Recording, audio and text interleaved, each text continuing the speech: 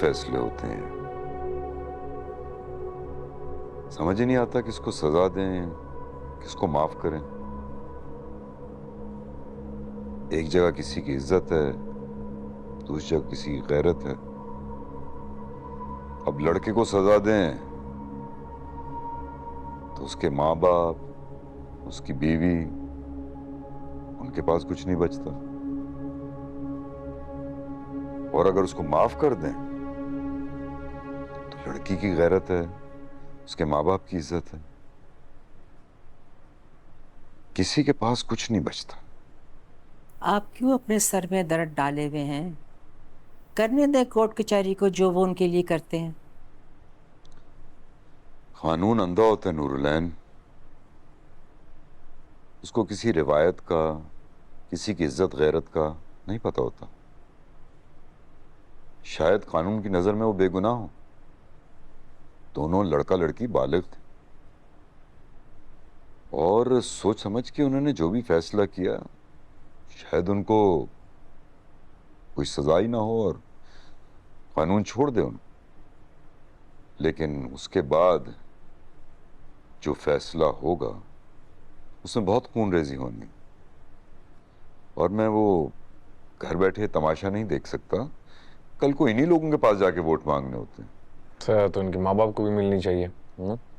डंडे तो उन्हें पड़ने चाहिए ना। फोर्स्ड मैरिज एक किस्म की फोर्स्ड मैरिज है। इंसान को इंसान नहीं, कुत्ते बिल्ली समझ के जानवरों की तरह आपस में बांध दिया एक दूसरे के साथ। नतीजा तो ये होना ही है, यू नो। तुम गई थी ना उसकी शादी पर? जी पापा से। थे ना खुश? हार पहना रहे थे, मेहंदी लगी हुई थी। फिर कैसी फोर्स मैरिज? इतना बड़ा आशिक था तो मना कर देता शादी से उस वक्त। किसने कहा था उसको? इसी को तो मैं मैदान कहता हूं। ईरान, सोच लो, सोच लो उतरने से पहले, फिर पीठ दिखा के मत भागना। एक नहीं, उसने 3 औरतों की जिंदगी बर्बाद की।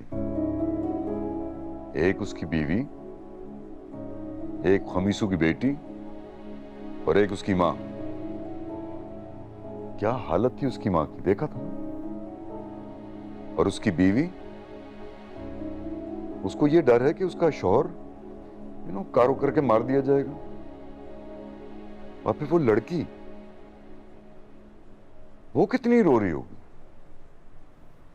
ना उसके पास इज्जत रही, ना जिंदगी। मैंने भी एक गुजारिश की थी आपसे। क्या उस औरत की तरह मुझे भी आपके पांव पकड़ने पड़ेंगे अपने बेटे के लिए? मीरान अपनी यूनिवर्सिटी कंप्लीट करेगा, ये मेरा फाइनल फैसला है। अब ये और गुलमहर साथ जाते हैं या अकेला जाता है, ये दोनों आपस में डिसाइड करें। भाई हम किसी को फोर्स नहीं कर सकते।